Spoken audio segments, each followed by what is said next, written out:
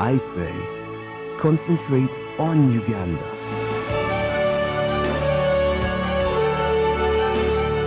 For magnificence, for variety of form and color, for profusion of brilliant life, bird, insect, reptile, beast, and for vast scale.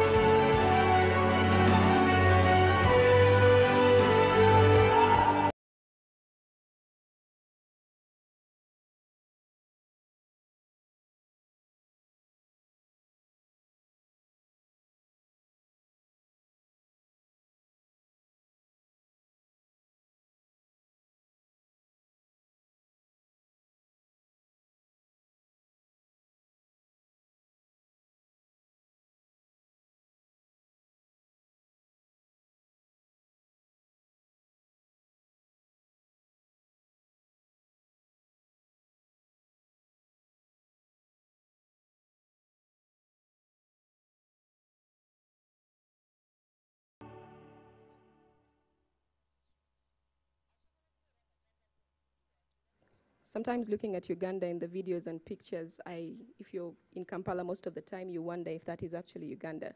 But it is, but it also goes to say a lot about how rarely many of us visit the rest of Uganda. Once again, I'd like to invite all of you to our conference today. Once again, my name is Josephine Karungi, and I'll be moderating what's going to take place for the next 3 hours. I think for a lot of people watching, there are many questions about the survival of the tourism industry, considering the various reports that have painted a grim picture of the industry that has suffered and is likely to suffer as the world grapples COVID-19. But I'm particularly excited about this conference because it gives me a little hope that, not just a little hope, but it gives me a lot of hope that maybe things are not as bad as they are, or even if they are, that they can be salvaged. So once again, thank you for joining us from wherever you are watching us. I am sure we have a hashtag. I'll get that from Sandra a little later on and share it. I've taken off my mask. So with that said, so that you can all hear me, I'm going to ask each of you in the room to protect me by putting on yours.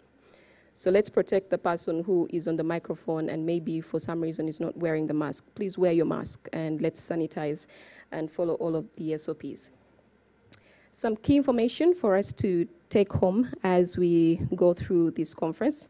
Uganda is set to host the MTV Africa Awards on February 20th, 2021.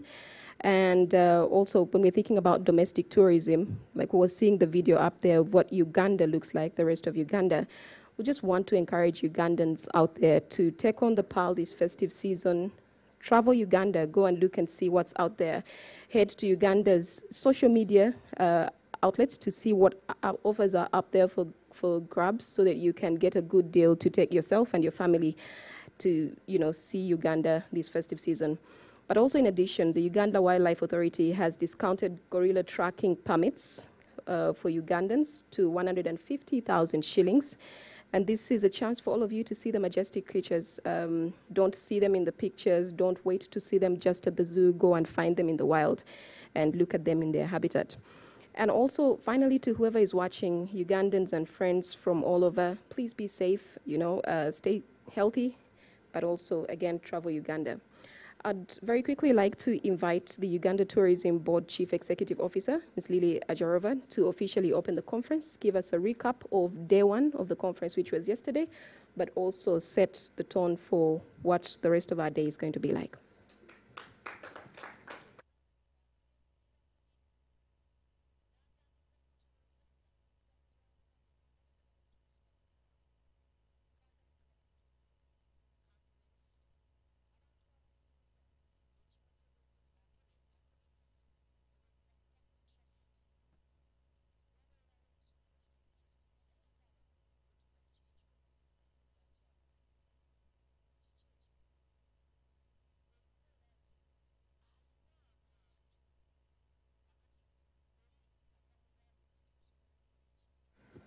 Thank you very much, Josephine. Welcome. Welcome everyone who is here and the audience who are watching us on Visit Uganda Facebook, UTB, Uganda Tourism Board, Facebook, NTV, and UBC. I would like to start by welcoming our Honorable Minister of State, Honorable Godfrey Chiwanda. You're most welcome, Honorable. I think he deserves a better clap than that. Thank you, Honorable Minister. This is a very busy season for you, and for you to take time to be with us today, it's very much appreciated. And the UNDP Resident Rep, Ms. Elsie Afatua, thank you very much for taking the time to be with us this morning as well. A special guest among us, our champion, Mr. Joshua Cheptegei. He looks as he looks in the photographs and television we have been seeing, but probably the mask is hiding his true face, but he's here with us. Distinguished guests, ladies and gentlemen, it's a great pleasure to have you with us this morning as we continue with our conversation on Tourism Connect. Yesterday we were here and we discussed the subject of sustainable tourism. We are very privileged, and I take the opportunity to appreciate the leadership of our minister and everyone at the Ministry of Tourism, Wildlife and Antiquities. I have our permanent secretary who will be part of the conversation this morning. She's not physically here, but she's with us. I'm sure she's watching. And I thank her very much, and the ministers for their leadership. And I thank the Board of Directors of Uganda Tourism Board, headed by Honorable Daudi Migereko. Honorable Daudi Migereko was with us here yesterday and gave the keynote address on the subject of sustainable tourism development. It was very informative. It gave us a lot of insight, and I want to believe that everyone who watched really had something to learn and was encouraged by the future that we have in tourism in Uganda. The government of Uganda, today we are going to be discussing the role of tourism in rural transformation. For the government of Uganda, rural transformation is at the heart of our agenda that aims at increasing household income. As such, the community or the rural tourism that is an extension intertwined with cultural tourism is core to sustainable tourism.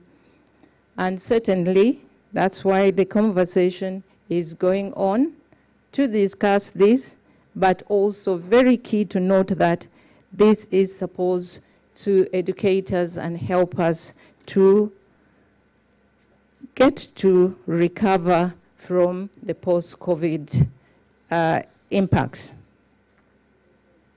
Available research by UNWTO shows cultural tourism as a major element of international tourism consumption, accounting to over 39% of tourism arrivals. And most recent research as well at different destination markets out there, especially the source markets for Uganda international tourists, also confirm the same. Cultural tourism, according to the definition adopted during this 22nd session of General Assembly held in China in September 2017, is defined as a type of tourism activity in which the visitor's essential motivation is to learn, to discover, experience, and consume the tangible and intangible cultural attractions, that's the products, in a tourism destination. These attractions or products relate to a set of distinguished material, intellectual, spiritual, and emotional features of a society that encompasses arts and architecture, historical and cultural heritage, culinary heritage, literature, music, creative industries, and the living churches with their lifestyles, value systems, beliefs, and traditions. That is the agreed definition of cultural tourism. As such, as Uganda seeks to reinvent itself from the dire effects of COVID-19 pandemic, I would like to urge our players to re-innovate and widen their product portfolios to reflect this change in consumer trends. At Uganda Tourism Board, our product development teams are embracing this shift in trends by widening the options available.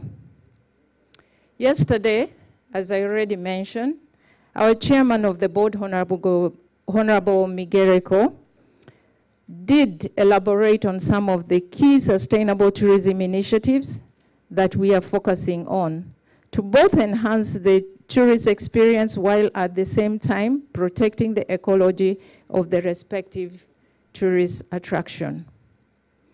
One of the key attractions that we have an eye on is the Rwenzori Mountains National Park in Uganda.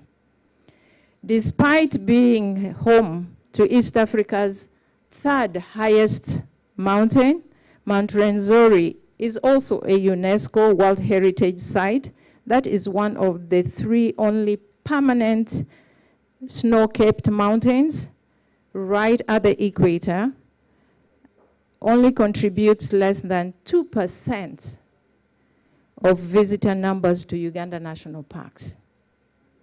Isn't that a shame? The statistics indicates we had only 5,146 visitors to Rwenzori in 2018. Kilimanjaro receives 65,000 visitors every year. We are the third to Kilimanjaro. The visitors' numbers do not reflect what we have in terms of the value of the product that Rwenzori is. As part of our strategy at Uganda Tourism Board, we are very keen on changing this and transforming it into a premium mountaineering destination in Africa. One of Africa's bucket list expeditions, a hiker's paradise. The hiking experience aside, Rwenzori Mountains National Park hosts 70 mammals and 217 bird species, including 19 Albertine Rift endemics, as well as some of the world's rarest vegetations. Rwenzori Mountain National Park also represents an enriching cultural deep dive with the neighboring Bakonzo communities, home state visits, home cultural performances, including home-cooked local cuisines. But like they say, you can't sell what you don't know.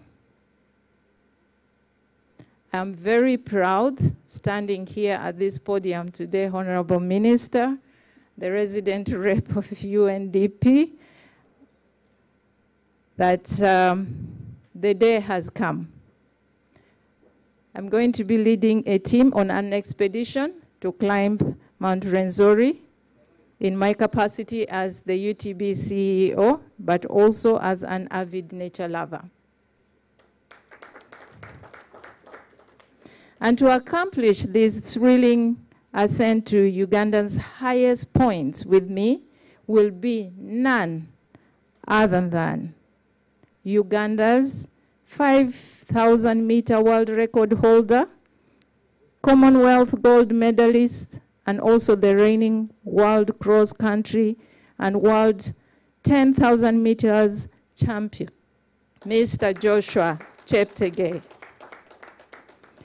Before I call Joshua on stage, I would like to take the opportunity to as well, in a very special way, thank the UNDP through the resident rep, Ms. Elsie Afetua. You have really been exemplary in giving support to the tourism sector. We thank you very much.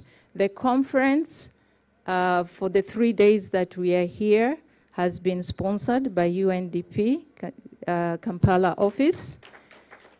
We are live streaming on NTV and on UBC, but also all their digital channels as well, including Visit Uganda and Uganda Tourism Board Facebook accounts. UNDP has also supported the tourism sector at large by offering a grant, I stand to be corrected, of up to about $1 million US, which award call already went out, and they are calling it Take on the Pearl Innovative Award. Thank you very much for that. And there has been so many other supports, and we are looking forward to so many more that is to come. But also to mention that the expedition to Rwenzori has also been fully sponsored by UNDP. Thank you. Therefore, it is our sincere hope that with Joshua Cheptegei leading the way, we shall attract more and more local, regional, and global athletes, and by extension, their fans to come and visit this undiscovered world, undiscovered wonder, and that is Mount Rwenzori in the Pearl of Africa, Uganda. Thank you very much. I say all this for God and my country. Joshua, could I please ask you to step up on the podium?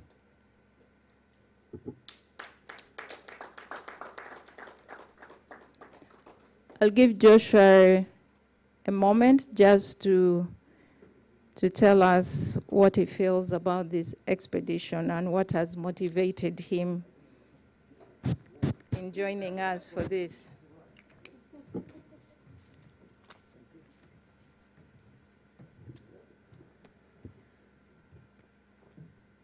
Yes, the Honorable Minister, the UNDP country rep, ladies and gentlemen, good morning. It's my privilege to stand in front of you and, take on the moment to, to have this expedition. I'm one of the people who has been in our country in the East, but I've not been able to grab this opportunity. So thanks to the UNDP and the Tourism Board for coming up with this initiative to promote tourism and for more people to come to Uganda. I can say that I'm more than ready. I'm so excited to, take on the challenge.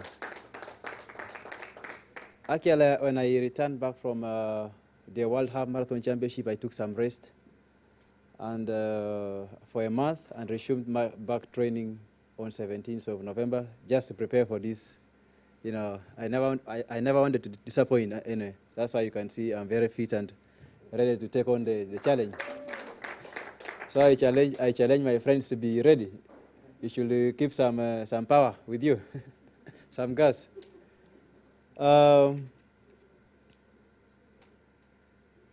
really want to thank Lily, of course, for thinking about me when the opportunity came. I did want to turn it down, and also the Honourable Minister. I want to really say thank you all, and I'm looking forward to this great challenge. I believe that having me on board was really a very great, well-thought intention. And I can guarantee you that with your support, with my support and capabilities, we can increase the numbers of people hiking in Mount Rwenzori. Why not? When you have the world champion, someone who has broken records, we just need to have great moments to talk about this on the media and making people realize what we have as a country. With that, ladies and gentlemen, I don't want to bore you with a lot of speeches. Much has been said. I wish my colleagues a success as we take on, as we hike on Mount Rwenzori. Thank you all and good day. Thank you, Lily. Thank you.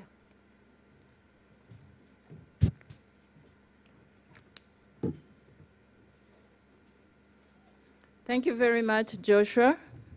It's a privilege to have him with us, don't you think so? Thank you once again. And at this moment, I would like to call upon the UNDP resident rep, Ms. Elsie Afatua, to make her remarks. You're welcome, ma'am.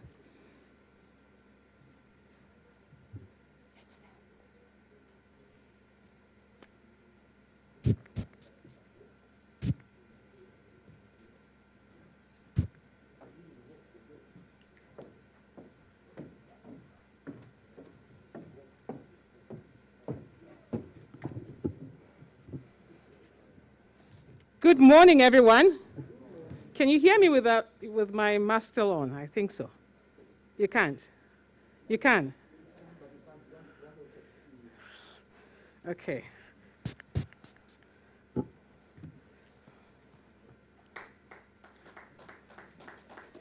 I need to show off my welcome to Uganda. Good morning, everyone. Do you feel the excitement? Do you feel the excitement? Yep. If you feel the excitement, let me see you give a round of applause, especially to Joshua. Honorable Minister of State for Tourism, Wildlife and Antiquities, the Permanent Secretary, Ministry of Tourism, Wildlife and Antiquities, I know you are connecting online, my very good friend, CEO, Uganda Tourism Board, Lily, and Mr. Joshua Cheptegei, colleagues from the development community, ladies and gentlemen, let me just simply say, let me not be too formal this morning. I kind of feel I want to go off script, but I know my team is looking at me now. I just wanted to say on behalf of the United Nations Development Program, and indeed our larger United Nations family, I'm profoundly delighted, really excited. I think I woke up around 3 a.m. You know, I had a lot of adrenaline today because I really was looking forward to the day, and I'm glad that I've joined this morning as we flag off what promises to be an exciting tourism experience in which our very own Joshua Cheptegei, holder of the 5,000 meters and 10,000 meters world records, takes on the Pearl of Africa challenge to conquer the snow-capped Rwenzori Mountains. I'm seeing him for the very first time, so I feel very humbled and privileged as well. I always see him on, you know, breaking the records, following him, and today he's here with us. He's one of our own. He's a global brand. He's a global brand. And I'm glad, Lily, you spotted him, because he's one of our own, and we have to use him. Leverage his capacity, leverage his network, leverage everything that he has. He has a lot to contribute to our country, our beautiful Pearl of Africa. And colleagues, we know that before the coronavirus pandemic came, tourism was the leading foreign exchange earner for us, 5.6% of GDP, employing close to 600,000 people, many of whom are youth, women, vulnerable communities. And we also seeing that the tourism sector contributed an equivalent of 16.6% of total exports in 2019. However, COVID-19 has impacted on the sector. Now, we, as a UN family, together with the government, led a study which shows that in the 5-year period, 2021 to 2025, we are likely to lose about 5 billion in revenue as a result of the impact. And we know the impact also on sustainable development and overall on national development goals. But historically, tourism has shown a strong ability to adapt, innovate, and recover from adversity. And I would like to thank the government of Uganda, and through you, Honorable Minister, for the efforts to cushion the industry, notably making provisions for loan restructuring that could address challenges related to the seasonality in the tourism earnings, providing a 2-year waiver of the value-added VAT tax to upcountry hotels, rescheduling the National Security Fund contributions for enterprise for 3 months, and also putting in place a 6 million facility, which is supported by the Uganda Development Bank and the European Union, amongst others. We can, however, do more to stimulate the recovery and the transformation of the tourism industry. And friends and colleagues in Africa, and including Uganda, our development is nature-based. It depends on agriculture, we depend on tourism, we depend on energy, we depend on things that are nature-based. So there's a lot that we can do to promote the industry. In many developed countries, you would see that tourism most likely is number 2 foreign exchange earner for them. We need to build that momentum moving forward. So, Honorable Minister, ladies and gentlemen, I wanted to zero down a bit on the conversation around mountains so that we can put things into perspective. Mountains occupy 25% of the Earth's land surface, host 23% of the Earth's total forest cover, and are home to 15% of the global population and host about half of the world's biodiversity hotspots. They are also home to great cultural diversity among people adapted to the challenges of mountain life and provide fresh water for everyday life to half of humanity. Half of humanity. Yet, mountain communities are amongst the world's poorest and are highly vulnerable to extreme weather events and natural disasters. Mountain areas also often face difficult challenges to their development, including harsh climate conditions, vulnerability to natural disasters, and problems of remoteness and accessibility. These challenges hinder economic activities, infrastructure development, and industrial production on mountain regions. Tourism, a labor-intensive sector with multiple links across the economic value chain, represents an opportunity to uplift local communities and stimulate socioeconomic growth in mountain destinations. While the COVID-19 pandemic has disproportionately affected Uganda's tourism industry, it has also afforded us an opportunity to rethink and reimagine the future of the tourism sector, including how it's going to contribute to the 2030 SDG agenda, but importantly, our Vision 2040 and our National Development Plan 3, of which tourism is one of the programs that has been defined. Honorable Minister, distinguished guests, mountains in the Rift Valley have long been attractive tourism destinations, with Mount Kilimanjaro attracting, as Lily said earlier on, 65,000 visitors a year. The success of Mount Kilimanjaro as a hiking destination suggests that there is much room for expanding this type of activity in Uganda, especially at the spectacular, and I said spectacular, Rwenzori Mountains.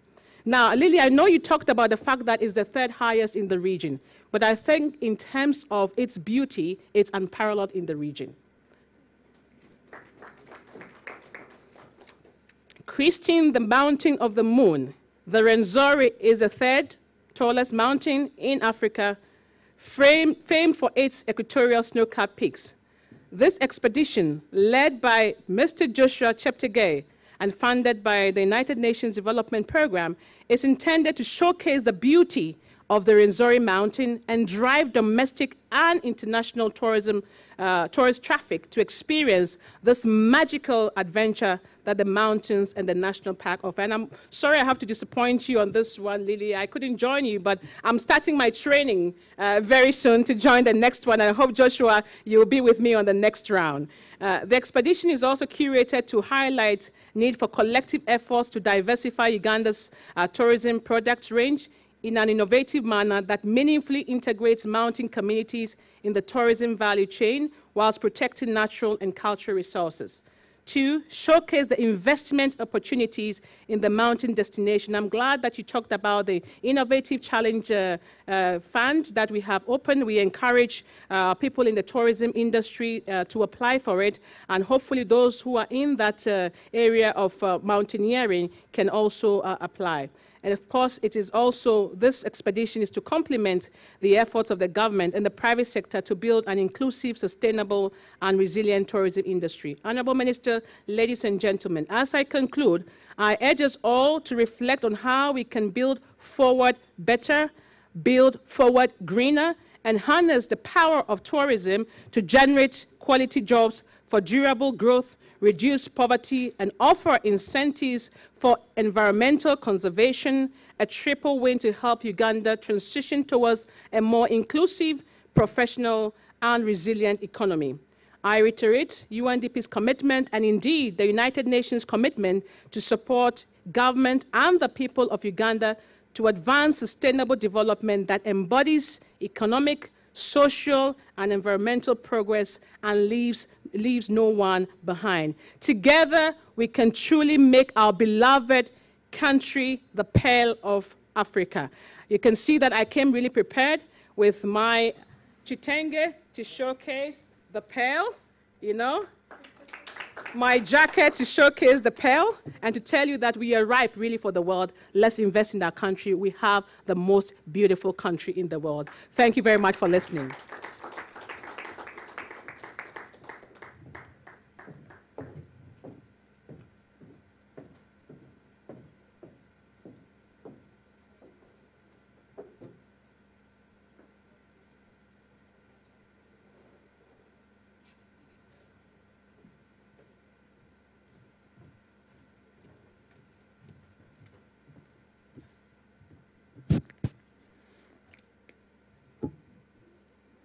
Thank you very much, Madame Elsie. Can we just give her another round of applause?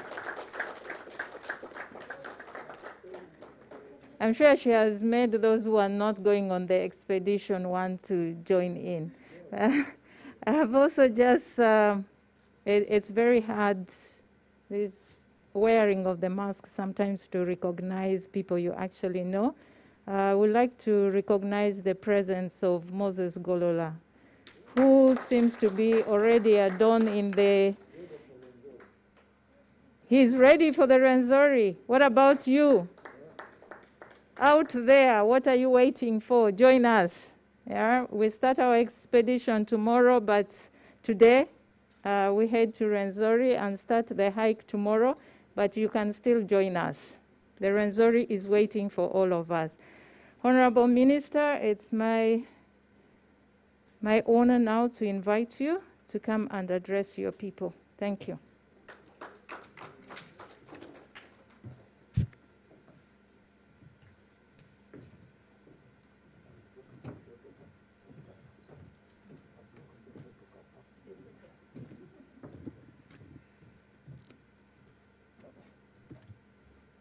Josephine reminded us to sanitize. Yes. The country rep and our CEO of Uganda Tourism Board, my brother Joshua, and all of you, my brother Moses Golola, the media. My name is Chiwanda Godfrey Subi, the Minister of State for Tourism, Wildlife and Antiquities. I want to welcome you all to the Tourism Connect. Those who are watching us online, those on TVs, and those also watching us live here. We are very excited. You know, when they invited Joshua here to come and give a word, I thought he was going to come running. I didn't know that Joshua can also walk.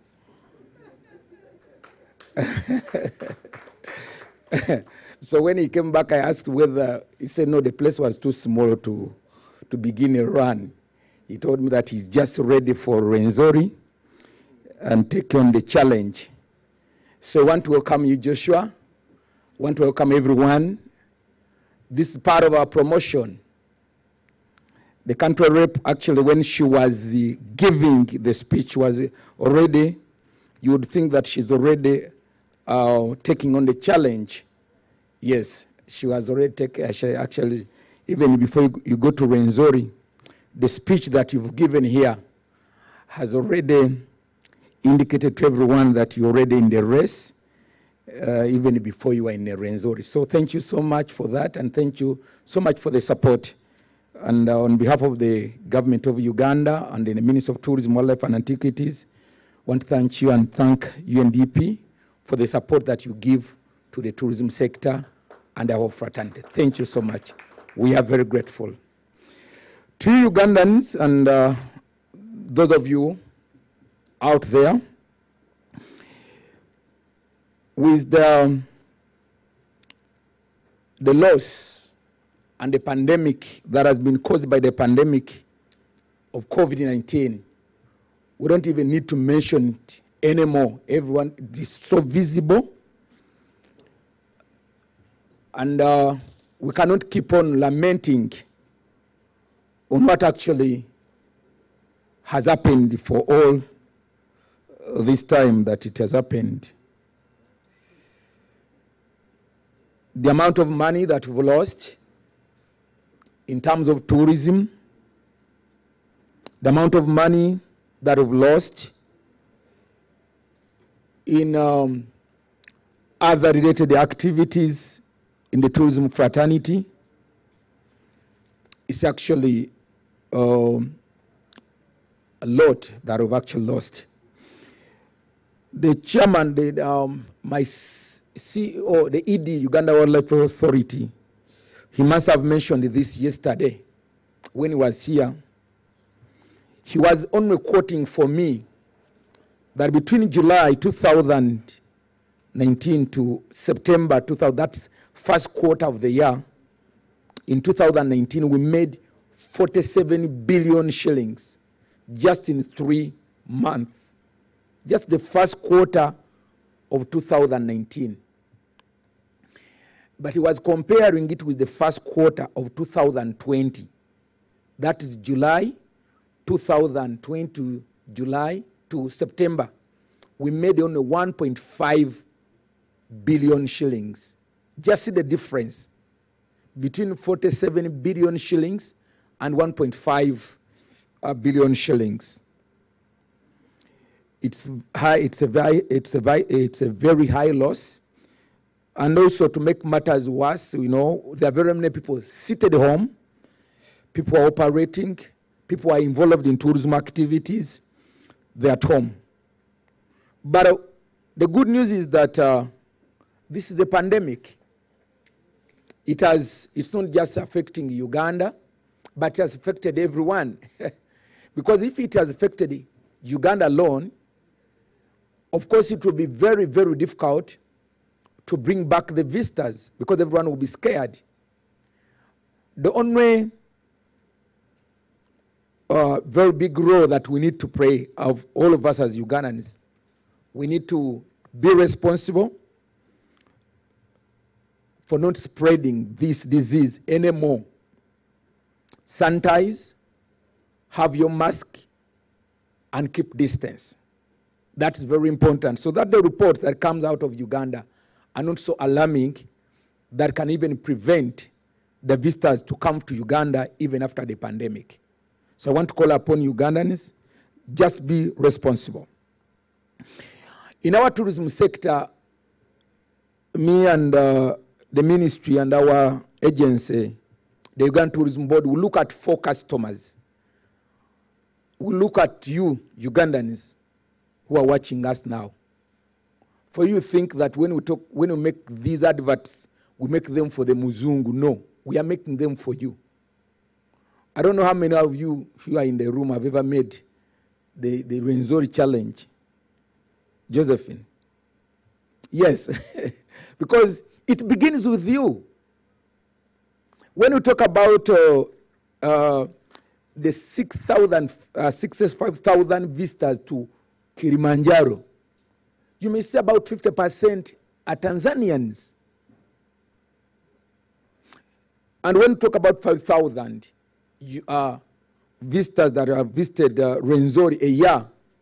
How many are Ugandans out of this? So I just want to remind you, during this Christmas, take on a challenge. Today we are flagging off Joshua Cheptegei and the team. But that's just a beginning. It's not an end. We are part of our marketing. You are part of our marketing segment, the Ugandans. That is the domestic tourism. Now that even traffic is very limited, our backbone is the domestic tourism. You don't need to visit now your parents in the village during this pandemic. You don't need to go there. Just go to our tourism facilities. We have enough space, and you'll be able to enjoy with the nuclear family that you are going to move with. Actually, this Christmas, really, we want to call upon everyone. You don't need to visit your parents in the village. You don't need to. No. Because you might even take the virus to them. Yes, even in our national parks, of course, we encourage people to put on their masks when they visit our national parks.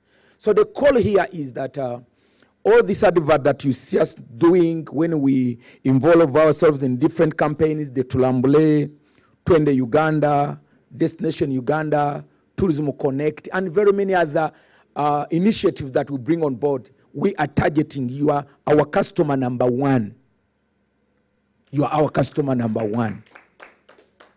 Of course, number two is the region. We need to make sure that we get a lion's share into the region, in the East African region. That is the Twende Uganda campaign, at the continent, and also at the globe. But this time, now that traffic is very limited, we want to call upon you to come and join us. We mentioned about the MTV Africa Music Awards. They're also in the country now, and very many other initiatives that the government is bringing on board is to make sure that we don't lag behind, even with all the challenges that we've experienced as a country. We shouldn't. Because if we keep on lamenting, definitely other countries are really waking up and they are taking on the challenge, and the numbers are going to increase. This is the only time that we are the same level with Egypt that used to have almost about 12 million visitors a year, South Africa, Ghana, and very many other countries that used even to do better than us. We are now doing almost the same because we are all being affected by the pandemic. But how do we come out of this pandemic is going to tell us the difference. If you take long lamenting, COVID-19, other countries are getting prepared. So I want to call upon you, Ugandans, let's take on the challenge and let's advertise our country. And as the lady said, you cannot market something that you don't know. Joshua has just told us that apart from being the hills up there in Kapchorwa, he has never taken a challenge to go to Rwenzori. And very many Ugandans, some of you have never even gone beyond Jinja, not beyond the Ruera and Masaka. But this is your country. People pay millions and millions to come and experience this country. So in the domestic tourism, we want to call upon every Ugandan, please enjoy this country. And our entrance fee even now in the national parks have been reduced. And some other areas actually even totally free. Visit our hotels and experience the power of Africa. Ladies and gentlemen, today, as a Minister of Tourism, we are very glad, and Uganda Tourism Board, for our brother, for our son, actually is our son, Emuzukulu, Joshua. Joshua, thank you so much for joining. And I've come here to flag you off and the rest of the team. Wish you well. If it wasn't a very busy season for me, I would have joined you. But it's a very busy season for me, and I'm securing your future. So you forgive me. I will not be able to join you this time. But next time I'll be with you. Kati mwe bana Uganda, njagala kubategeeza nti omulimu gwe tuliko ogw'okutunda ensi okugimanyisa abantu mulimu gwammwe mwenna. Mulina okumanya nti eggwanga lyaffe lifiiriddwa ssente nnyingi okuyita okuba nti coronavirus atukosezza. Naye kye tulina okumanya nti tosobola kutunda ky'otamanyi. Buli lwe tuba tukola emirimu gino, olwaleero tuzze okusimbula Joshua Cheptegei, omumanyi champiyoni waffe, okugenda okulinnya olusozi lwa Rwenzori. Ate agenda n'eggolola, simanyi agenda kusooka waggulu, bagenda kuvuganya. Golola naye ali ready okulinnya olusozi olwa Rwenzori. Mu bitabo biraga nti olusozi ng'olwa Kilimanjaro lukyaza abalambuzi 60,000 omwaka. Naye olusozi olwaffe olwa Rwenzori, ezimu ku nsozi ezisinga okuba ennungi, lukyaza abalambuzi 5,000. Katulabe enjawulo wakati w'5,000 ne60,000. Kitegeeza nti nga Bannayuganda tuli basaale nnyo okuba nti tusobola okusobola okuzzaamu okuwagira ensi yaffe nga tulambula. Ku mulundi guno Christmas gye tugendamu, mbasaba mukyale mu bifo byaffe eby'obulambuzi.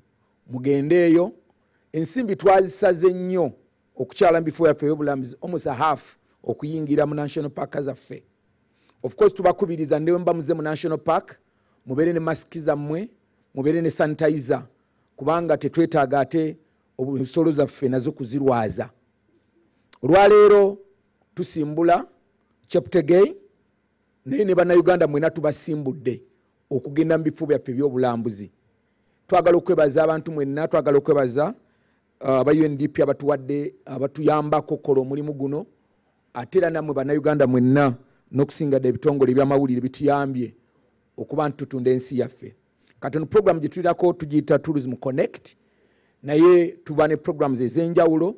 Mumanyi tuli mu kiteekateeka y'okubeera n'ekivvulu ekigenda okuba online kya Mama Awards, naye byonna tubikola olw'okuba nti ensi yammwe twagala okugisoosowaza. Tubasaba mwenna okukyalira ensi yammwe, mugende mulambule Uganda, kuba bw'onoogirambula ojja kusobola okugibuulirako abalala. Thank you so much. Mbebaza mwebale nnyo mubaddala. Now, on behalf, I don't know how we are flagging Joshua. Do we have a flag here? Wow. Can I invite Joshua? Can I invite the country rep and UTB to come over here as we flag off Joshua? That's what I told you. I didn't know. I thought Joshua cannot also take the house, and now he has also passed here. Yes. Now that the three are putting on the mask, Karun told us that if the rest are okay, then me I'm comfortable. I can now flag off even when I've not masked. The flag is going to be brought here, and I want to take this opportunity to flag off the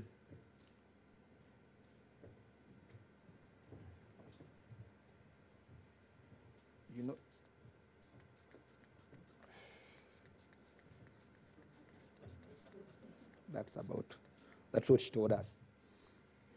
Now, on behalf of the Minister of Tourism, Wildlife and Antiquities, we flag you off, our brother, our son, the Muzukulu. You know the Bazukulu are very strong. They were immunized and you see can take on the challenge.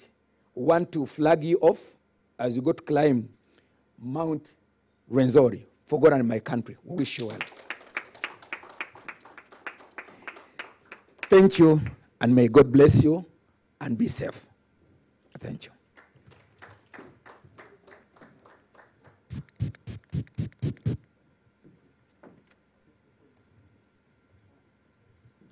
Thank you very much, Honorable Minister.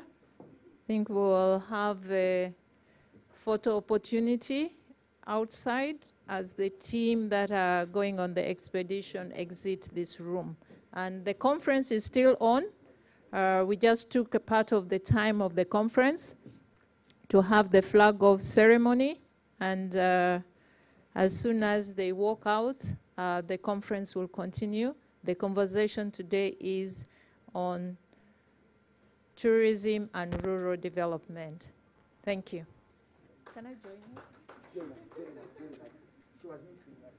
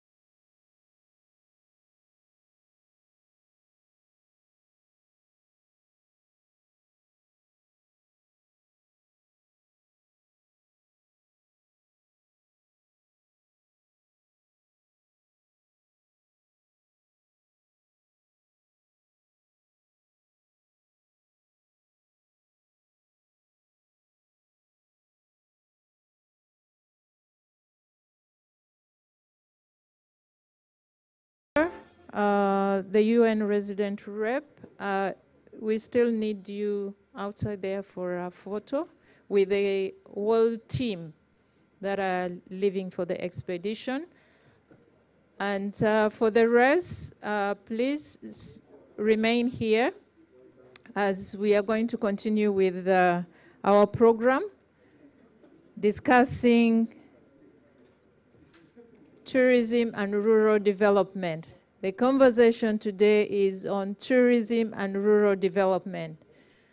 And at this point, I would like to take the honor to invite our keynote speaker, who is none other than our permanent secretary, Mrs. Doreen Katusime. Mrs. Doreen Katusime is going to be joining us online. She couldn't be here physically. P.S., you're most welcome. I hope she's online to take on from here.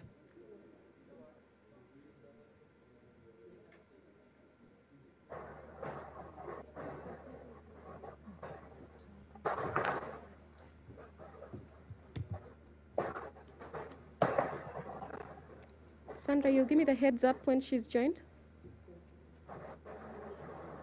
Has she joined in? Hello. Okay. Good morning. Good morning. We can hear you. Good morning, everyone. Good morning. Can you hear me? Yes, we can hear you. Okay.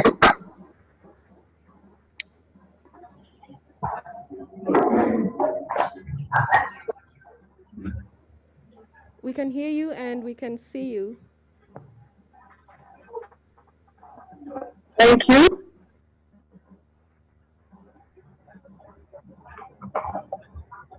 I lost a bit of the introduction. I didn't hear what Lily said. Lily, did you want me to speak now? Lily was really just handing over to you to make your remarks, so we'll invite you to do that now. Oh, okay. Thank you very much, everyone. I take this opportunity, first of all, to thank you all, for those who are physically present at the conference and everyone who's joining from the different platforms. I take the same opportunity to thank UNDP, our very good friend, the Res Rep, who is physically present but who have supported this conference. I thank UTB for organizing. I thank the private sector who have taken part in this conference beginning yesterday. And the media, of course, Josephine Karungi, thank you very much for joining us. And I believe you'll be moderating this program. So the topic for today, like was introduced by Lily, is about tourism and rural development. And those of you who participated in the World Tourism Day in September may recall that that was the theme for the World Tourism Day 2020.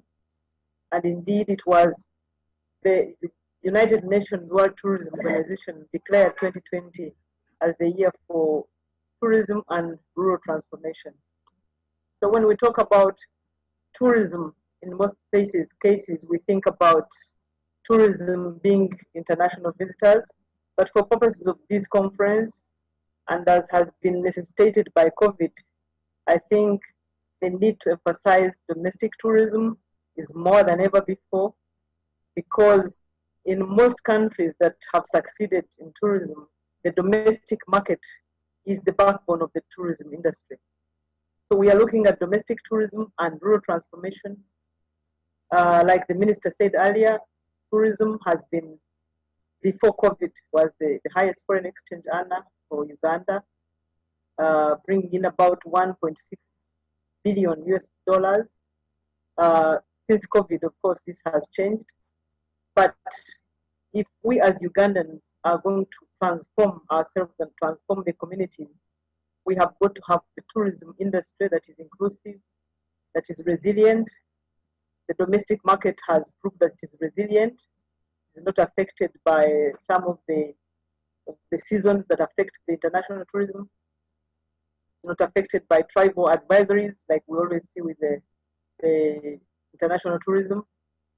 But how does it affect rural transformation? The domestic tourism is what will actually change the rural communities. Because as we visit the rural communities, we are transferring a lot of things, not only money, but in terms of skills, in terms of infrastructure development. As government, of course, we have a key role to play, and I wanted to say that as the Ministry of Tourism, Wildlife and Antiquities, we focus on 5 core areas. That is promotion and marketing, conservation, both natural and heritage conservation, skills development, then product development. So as government, our role is to lead the sector, but the driver is the private sector. So when government invests in infrastructure, for example, government is investing in roads, in power, in water, in communication infrastructure, then the private sector will invest. And that investment will create opportunities for the rural sector. One of the major importance factors of tourism is creation of employment, creation of opportunities. Before COVID, tourism was providing directly and indirectly more than 1 million jobs. So those jobs are best given in the rural communities, especially for the youth and women. So when government invests in skills development, then the private sector benefits. And these are going to go down and trickle to the rural communities. And that's what we all aiming at. So I look forward to listening to you. I look forward to listening to the private sector, especially in terms of what is expected from us, what ways should we promote or support the private sector be able to invest in tourism and drive rural transformation. I'll just make those few remarks and maybe later I'll come in to participate in the conversation. Thank you. Thank you very much, Honorable Katusime. Honorable Katusime has been giving the keynote address for our conversation today. And What we'll be talking about mostly in our conversation is the case for domestic tourism as an accelerator for rural development. I'm going to invite my panelists, and I will just quickly share their bios. They'll be joining us both online. I'll start with Maria Bariamujura, who is an Ashoka Fellow. She is also the founder and executive director of Community-Based Tourism Initiatives, COBATI. She has over 30 years' experience in sustainable tourism development and women empowerment across East Africa. She's an advocate for increased awareness in the tourism sector and of the opportunities therein that can be generated if Ugandans are provided market-driven programs that protect the environment, preserve cultural heritage, and contribute to sustainable economic development.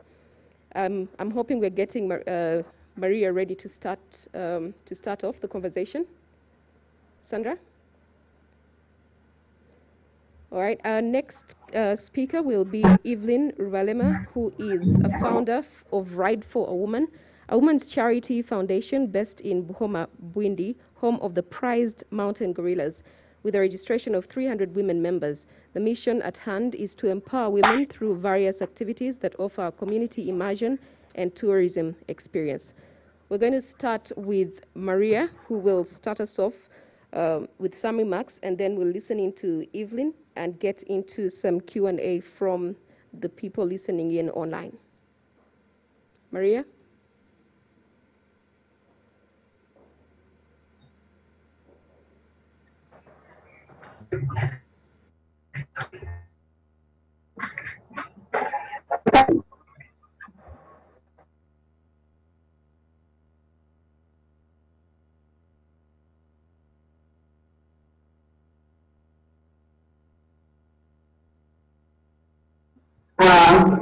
I'm Ashoka.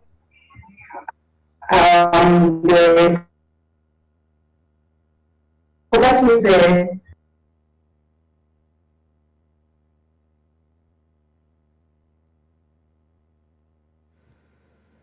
Maria, we can hear you. I don't know if you can hear me.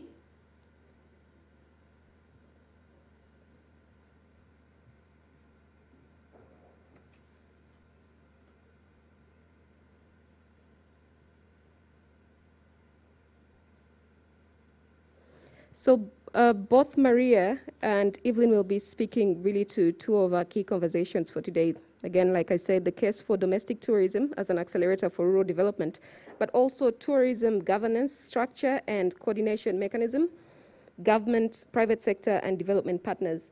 So for all of the people that are listening to us online, if you have some questions or if you have some comments, please put them up online, and please don't forget to use the hashtag, which is TourismConnectUG. And connect is spelled with a K. We'll be taking a look at some of your comments, but also putting your questions out to our panelists so that they can give us responses and you can participate in the conversation online. Maria, can you hear me? Hello? Can I continue? Yes, Maria, I can hear you. If you could just start from... Okay, so for me, I'm very excited about where we are now. Because with COVID, I'm looking at it through the lens of what opportunities can we take out of the experience of COVID as Uganda, as for us promoters of rural tourism. I'm looking at it like now, for the longest time we advocated for promotion and marketing of domestic tourism alongside international tourism. I'm sure Lily and everyone in the tourism sector, they make a lot of noise all the time advocating for community tourism, but now I see the focus and I'm very excited because definitely domestic tourism is going to accelerate rural development. How will it be done? I'm looking at now with the challenges of international travel, people still want to travel. And the only way they are going to travel locally. And Ugandans are learning people, they love fun, they love traveling. I'm excited about the millennials. Since the opening up of the lockdown, they have been really traveling around Uganda and posting through social media. So this is very exciting. Again, I'm excited to see that with domestic tourism, now a lot of people are now coming to see what the country offers, what Uganda offers in terms of culture, in terms of heritage, in terms of rural lifestyles. But then the fear has always been that what is there to see in the rural areas? What is there to see? No one wants to see to go to the villages. You always go to the villages. You know, the perception, if the child has misbehaved during sometimes they go to the village as sort of like a punishment. People, when they retire, they go to the village. But now rural areas are now coming up with the government increasing on supporting infrastructure, good road networks, rural electrification. You know, all these things are making rural areas interesting, because like right now I'm in Mbarara, but when I'm in my house, I can be everywhere. I know through you know internet. I can connect anywhere through you know I can see a mail. I can have you know DSTV. There is solar lighting. I can. You know, so all these things we are excited about them. This is what is going to promote domestic tourism, making rural areas interesting. But then to be interesting is also for local people to have activities. They need to be activities for people to consume. What are they going to see? What are they going to do? So for us who are in this business of promoting rural tourism, making rural areas interesting, we are now seeking. Madam PS has just said that what can government do for us? What can we do together? I'm thankful that government has focused on the roads. You can tell from the border of Kenya, from Tororo up to Kabale, the border with Rwanda, on very good roads. This is something which should be promoted, emphasized, because everywhere along that highway there are opportunities for rural tourism. For local people can tap through that. Then also skills. People need to but for local people we don't even need much, because like for us who work with rural communities, like for us we do like handcraft tourism and homestead tourism. We are not teaching, skilling local people, rural women to do handcraft. They know it, but what we are skilling them is to do value addition, to add more skills in target production, and then like a rural hospitality. African women have always hosted. They have always hosted. They make food, they entertain, they make handcraft, they entertain for free. But now we train them, said now you can turn it into a business. We are promoting homestays and homestead tourism. And then the advantage of rural areas, which is exciting, which needs to be showcased, is that in Africa, in rural areas, we eat live food. Live food. The distance from the garden to the table is so short, and that's what people are craving for. These are things which are going to bring people now to international tourists to travel to Africa. I'm excited that with COVID, the image of Africa is different now. We are looked at as a continent which has survived COVID. They don't know even how we are going to do that. We need to capitalize on that. We need to capitalize on our rural areas, local food. Lily talked about culinary tourism, and then we promote our food that you can eat live food. People abroad, they are into wellness now. We are going to, for us at COBAT, we are trying to make sure that we start focusing on our foods, making our people grow food organically, and then marketing it. So if you can come to Africa, you can come to Ugandan villages for a week, you'll be eating live food. You'll be breathing fresh air. These are the way we are, Africa now we are going to get to tourists to come to, or people from Europe and North America to come to Africa. Yesterday, Judy Connor talked about what Africa is tourism in Africa and making it accessible. We should open borders. We are going to start with local tourism, domestic tourism, regional, into Africa, travel, and then this is how it's going to be. Again, as I end, I wish I had more time, but rural transformation is going to happen through tourism, through awareness, changing the mindset of Ugandans and as visitors and to visit their areas, and also changing the mindset of local people, which we've been doing, telling them what you have is good, your culture is good, your stories are good, your traditional knowledge is good, indigenous knowledge is good, be proud of them.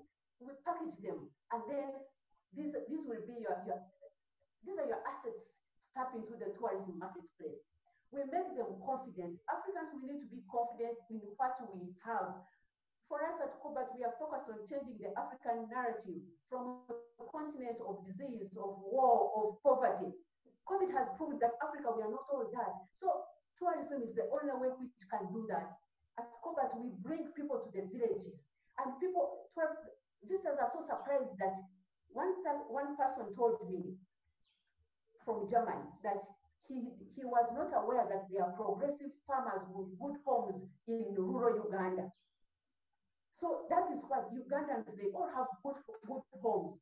They close these homes, they go there for Christmas, maybe for Easter or for a burial or a wedding.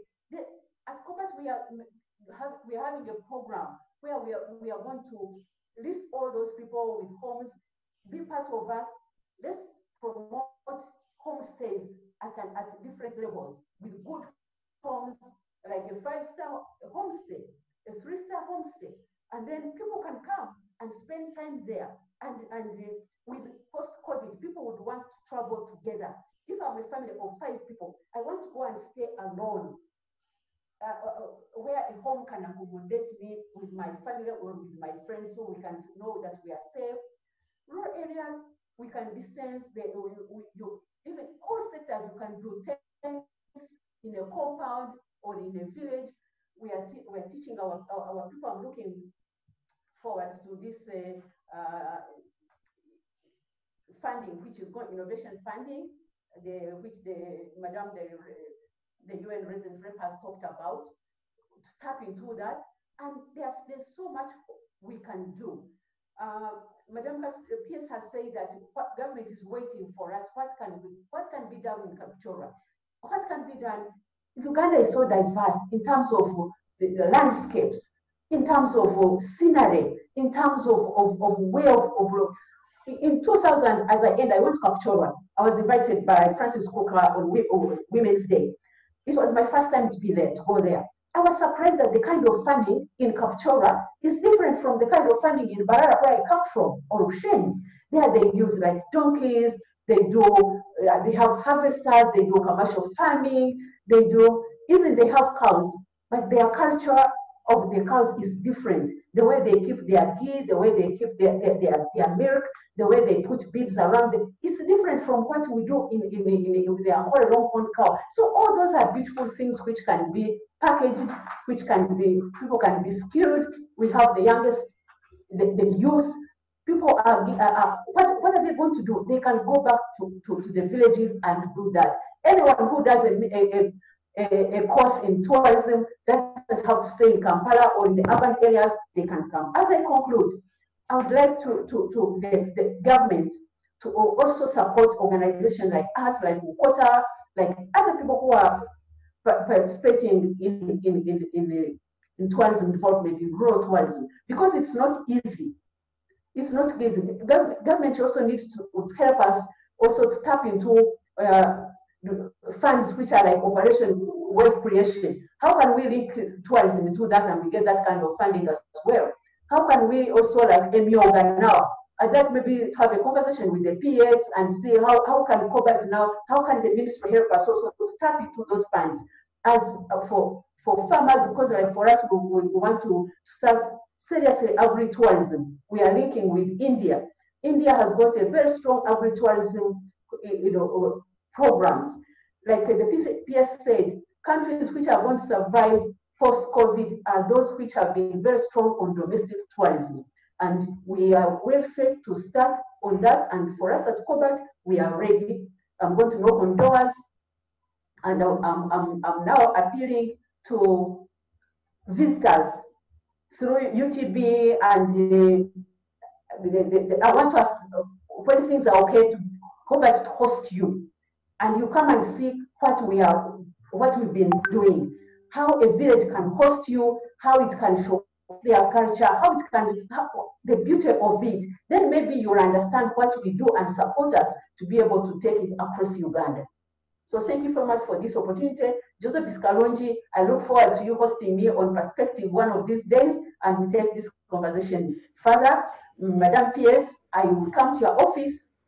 UTB, I'm coming, and this time I'm ready to take on everything we need to do this, because now all my struggles of promoting domestic tourism, community tourism, now this is the thing, and I am prepared to go and share what I know. I can go to other areas. I can tell what we are doing, because all our focus is making Uganda better and making the Ugandan tourism product richer and exciting. So thank you so much for hosting me.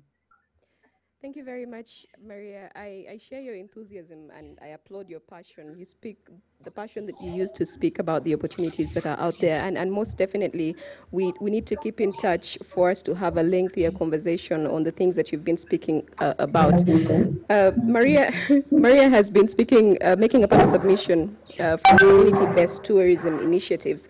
And you posed a question there for the PS, and I'm sure she'll take it up later on. Yes, I can hear you.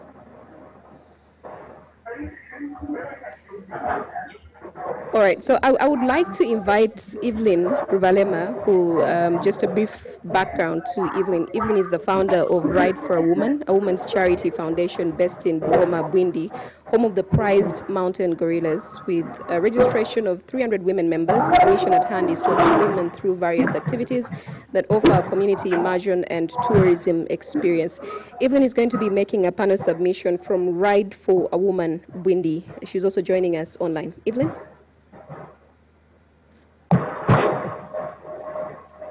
I think you can go ahead. Everything has so Maria. Okay, thank you very much. Good morning, everyone. My name is Evelyn and Rubalema. I'm the founder of Ride for a Woman. This is an NGO that was set up to empower women socially and economically. And we have different women within the village of Buhoma. We have 12 cells, so I got few women from every cell. But my goal was to teach these women how to actually fish than giving them the fish. And we're using their own skills, just like Maria was talking about, developing the few skills that they had, especially with basket weaving, and teaching them other skills like sewing. And that is how we started. But so far we have 54 women that work at the NGO where they sit, so we always select. A few have gone out of the organization and started small business for themselves, especially with microfinance, because that is one of the programs that we do. And as the case study was, they were talking about tourism and rural development, and all this has come out because of tourism. Without tourism, I wouldn't have done that, because I have a degree in tourism and because I grew up with my mother, 8 children. And one of the things that she used to pray for, she wanted us to, at least one of us, to do something that was going to help women. Because I remember when we were growing up, she didn't have school fees. So she used to wear one red dress, whereby people in the village used to actually call us by that dress. And when I finished the degree, she wanted me to come and start up something that would help the women. So we started up with mountain bicycles until when I met a lady who had come here to do gorilla tracking, and she was buying so many African fabrics. So as I've always been very inquisitive, I always ask questions. She was asking me what she was going to, I asked her what she was going to use them for. She told me quilting. And because I didn't know what quilting was, she took my email just to send me pictures. And when she did, I requested her if she could come and actually teach some of these women. The hardest decision that I ever did was to select 14 women out of 300, because they wanted women that were dedicated to learn women that were not going to be paid, they needed them to learn, and they used their skill to actually earn a living. So from the 14, we have 54, and these 54 are paid. The highest takes home 10,000 every day, and the lowest takes home 5,000 every day. And that is someone who has just come in and is just learning more skills. And we also feed them and give them a drink. Like the topic is, this has created social and economically empowered these women.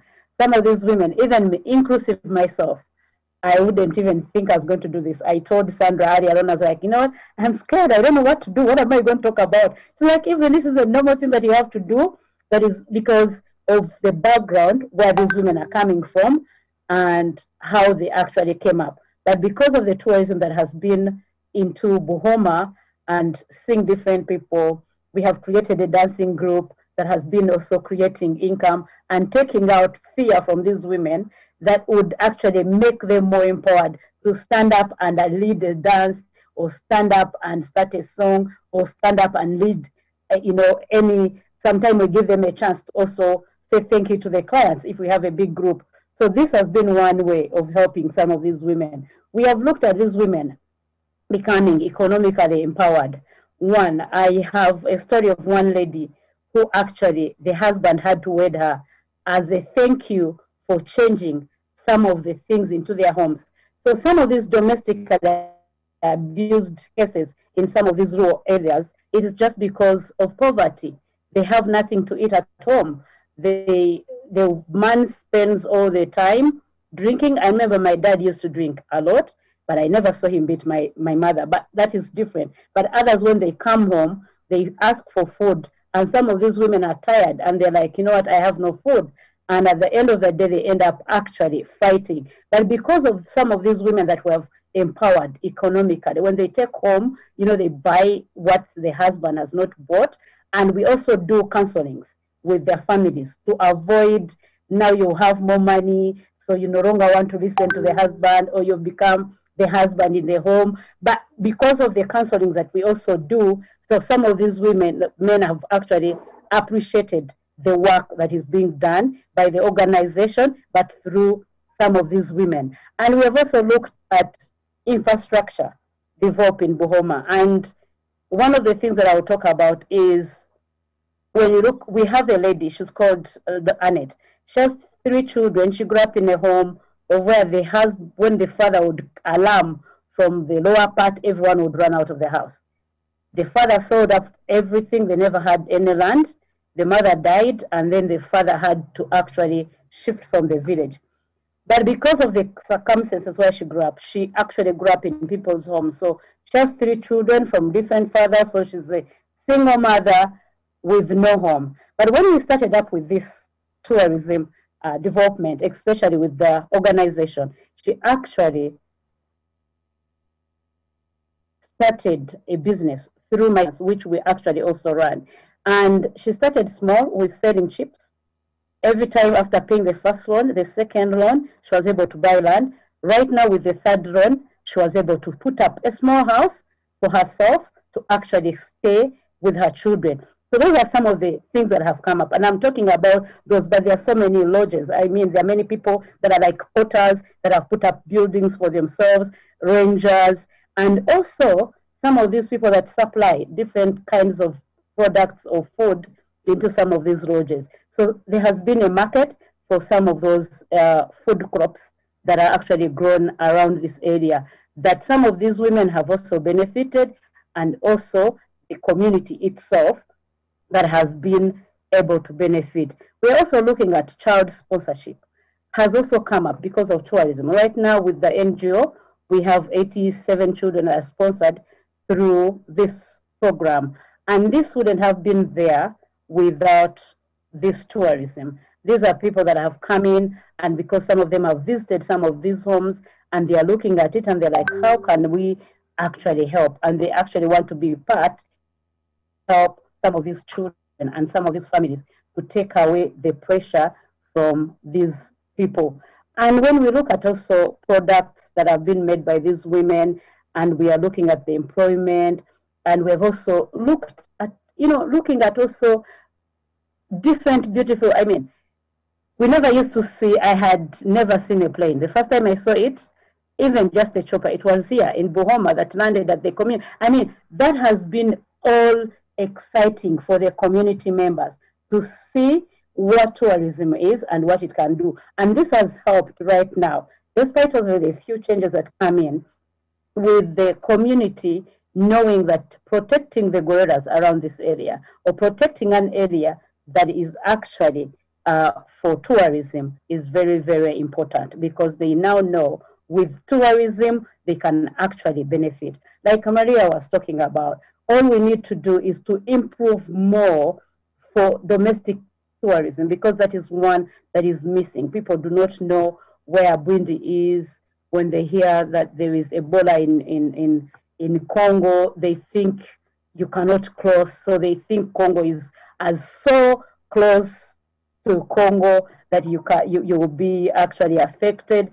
And so I think if we could do well, especially with ourselves marketing domestic tourism, so that people can actually come and know what tourism is, especially in Uganda. I am very sure so many people have never seen gorillas, so many people have never seen graphs, so many people have never seen. If we were to go even in schools, you'd be surprised to people, children telling you, no, me have only seen a gorilla on TV. So if we could also advertise more, especially with the government to help, some of these would actually help to improve the tourism and also develop the rural development, especially in different areas. But my goal and my also prayer would be, if we would work hand in hand together, like Maria said, to go in different organizations that are being run in Uganda, especially that are empowering women, empowering youth, any organization that is into tourism, work hand in hand to help empower women or empower youth. So many people have skills, so many people have so many things that they could do to help Uganda be a better place, or help some of their villages where they come from. Like me, I was born in Buhoma, I am buried in Chihi, but I've seen so many things that I could do to help this community and help maybe the community where I'm married to, but because of the finances or because of the resources, I cannot do much. I stop where I can reach. And also, because of what is going on, some people do not even know, how do I move from here? When she was talking, I'm coming to your office, Madam PS, because the background also matters. You know, you look at how I started and how I'm going to penetrate, come to your office. It's hard. It's fun. So I am so grateful that Madam Lydie actually sent me this invitation, because I met her when she was around, and she was like, Evelyn, this is very nice. But I mean, if she hadn't, I wouldn't even be here to talk to you. So these are some of the things. There are good things out there, but because there is no one who is there to push them to be on the front line to help both of us or help Uganda to be in a better position. When Madam Maria talked about COVID, when it came, all of us were really, you know, were stranded, because like this Ride for Women totally depends on tourism. I would say 70 or 90%, 80% is from tourism, the income. But right now, there were no tourists coming, there were no sales, there were no baskets to be sold or any robe to be sold. So all I hope were like, okay, now what we do? And remember, all these women are all, their eyes are on us because we are the face and their way to go. But we sat down and told them, you know what, this has come, but we have to find a way to see how we can go on. Thank God that there were some organizations that believed in the quality of the work that we do. And one of the people came up and said, Even, do you think you can make a mask? I remember when they told me mask, I was like, how am I going to do that? What I just did, I went to the hospital, which is too close to me, and which has also been come up because of tourism. And I got a mask from them. And these women, because of the way they have been trained and the skill, they were able to make masks. So we have been able to ship around 3,000 masks over this period of COVID. We have made for IGCP, which is one of the organizations that has given us, UA, CTPH, and we also shipped abroad about maybe 2,000. So we have been, and that was able to help us keep running. And also through some of these tourists that used to come and who knew what we were doing, they were able to come up and actually send us money to help feed some homes. We have been able to feed about 1,000 families that we provided food with. And this wouldn't have been possible without this COVID, because all rangers who used to find their income into tourism, that was gone.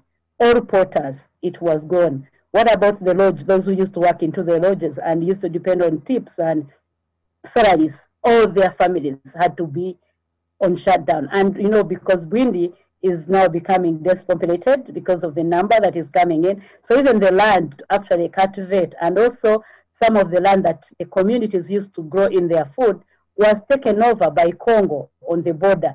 So that has also been a challenge for some of this community to come up. But we are very, very grateful for the few that came up, for the government of Uganda that also was able to provide food for some of those families.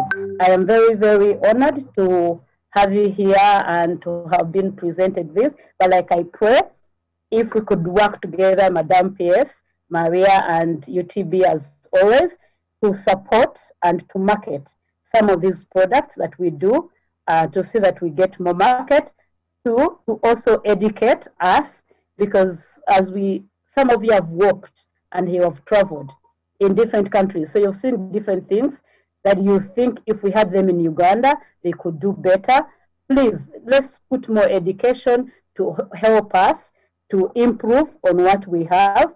Like Maria talked about, the food, the nature of Uganda. We usually, I love farming, because when we started up with the NGO and with the expense, we realized we couldn't feed these women without having our own food. So we started farming. Every season, I make sure I have tons of posho, beans, granuts, millet, all kinds of food, because this is what we feed on with the women. So even when we have tourists who come, we go to the farm, we go down and we pick Irish or a sweet potato from the garden, and then we actually, or cassava, and then we prepare it with the tourists. So if we could work together as partners, I am sure Uganda could be a better place for tourism, both domestic and international tourism. I'm very honored to be here. I'm saying this all in the name of my country, Uganda, and for my God. Thank you. Thank you very much, Evelyn. Listening to you speaking about 10,000 shillings to 15,000 shillings every day, that's a lot more than a lot of people take home. So when you're speaking of social empowerment, you're right on the money. But it's also amazing the work that is being done in the communities. So I thank you very much for sharing all of this. So I'll start with the PS. There was a question for you on government support, and that question was coming from Maria, who is the ED of Kobati. And I guess it comes in as well to what Evelyn and other women like the two of them are doing, the amazing things that they're doing. What does government support look like for their work?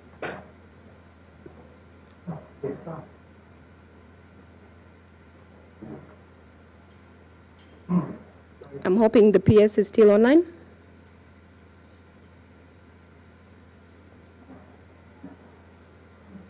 I'm waiting to hear from the moderator. Okay, what was coming next? Because I was told there are some people ready to ask us some questions. Well, or Josephine?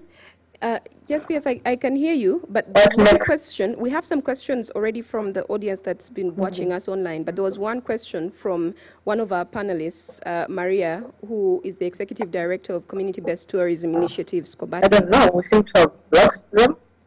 Can you hear me? I see Sandra. Sandra, are you still with us? Can you hear me? Sandra? All right, I'm not sure she can hear my sound. So while we try to get the PS so we can send her that question, I'll just pose a question to both Evelyn and Maria. And this question is coming to you from the audience that's, listening in online. And they want to understand from your experiences what more can be done to promote tourism. and rural Sandra,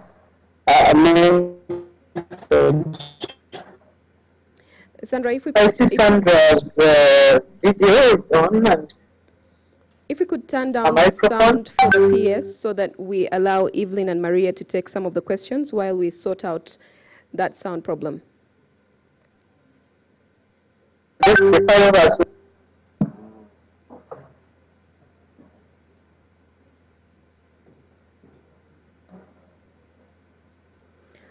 All right, so Maria and Evelyn, I don't know if you can hear me.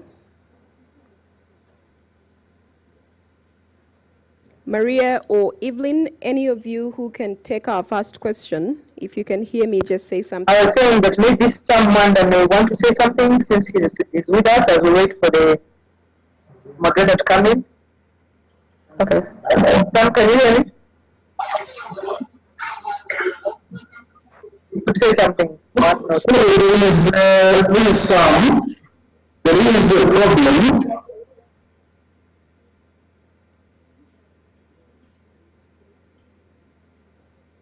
We can't hear Josephine. We can't hear Josephine.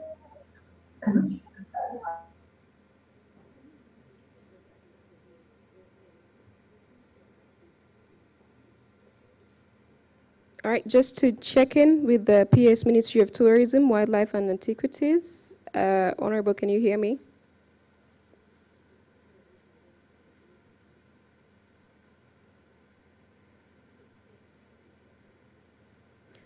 All right, Sandra, as we fix that, can we try to get Evelyn or Maria to take some of the questions? Evelyn or Maria, can you hear me? We can't hear them. We can only hear ourselves. There is a problem in the sound at the conference center. Oh dear. All right, it looks like the people online are not able to hear me. Should we just wait until they've sorted it out?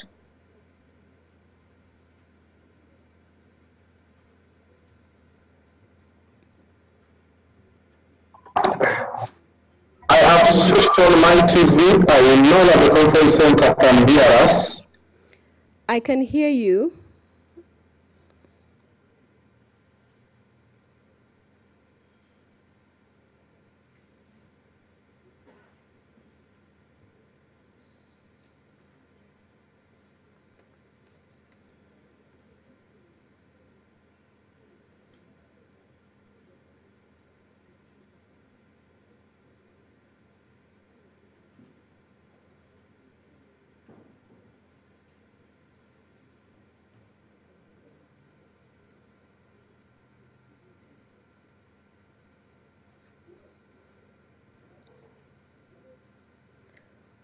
All right, I'm not sure if we can just check in with Evelyn and Maria.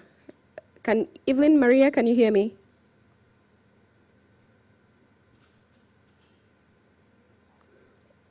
All right, it seems Evelyn and Maria as well cannot hear me. But some questions online. I see William Muhumza, who is saying Ugandans would like to visit our parks, but the way they charge in dollars and highly is what makes most Ugandans not to venture to such places. They leave them for other people who can afford them. A couple of other comments. There's Alora Richard, who says, well done, UTB. Biarugaba Kevin, who says, good work, Madame Evelyn. We have some questions as well, but I'm unable to take those questions until we sort out the sound issue and we're able to have the Honorable hear us, or both Maria and Evelyn. But perhaps if they can't hear me, if we can send that question to them on, on message or WhatsApp or something like that, so that they're able to speak to it.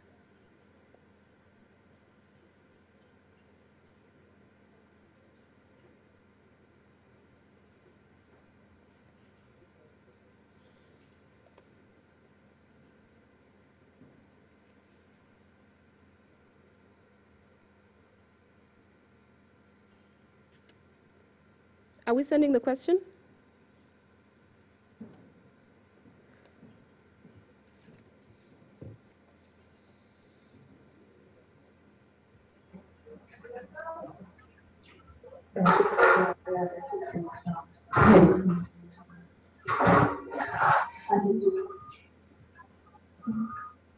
Maria, can you hear me? Yes, I can hear. Fully I can hear. Oh, great. Maria, if you can hear me, I'll send the first question to you while we sort out the sound for everybody else. One of the questions that came in was, from your experiences, that side, what more can be done to promote tourism and rural development? Like I said, there is need for support and government support, because as you can see, for us who are focused in who are doing rural tourism, empowering communities, we are like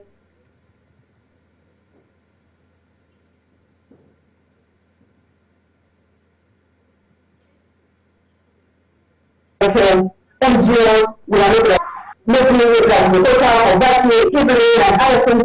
I would like to suggest that maybe the peers, you should call it like a meeting, a general meeting of all the participants who are doing working in rural areas. And then we have like a day conference and then